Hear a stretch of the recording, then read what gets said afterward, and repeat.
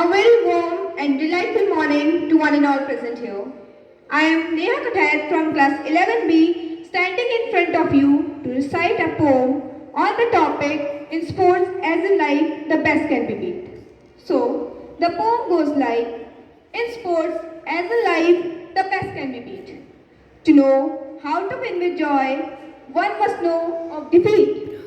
There is always someone better, though you may be great, and it is always the winner most people do celebrate.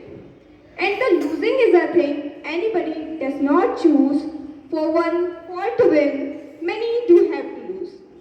And though praises of aging heroes many may sing, and though praises of aging heroes many may sing, the great gift of youth is the marvelous thing.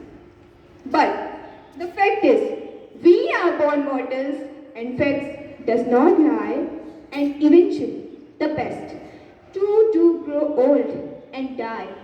The great tree of forest eventually does fall, and the time that rusts iron has the last say on us all. You may be the best in the country today.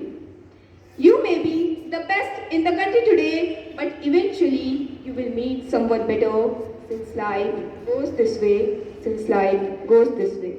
Thank you. Thank you very much indeed.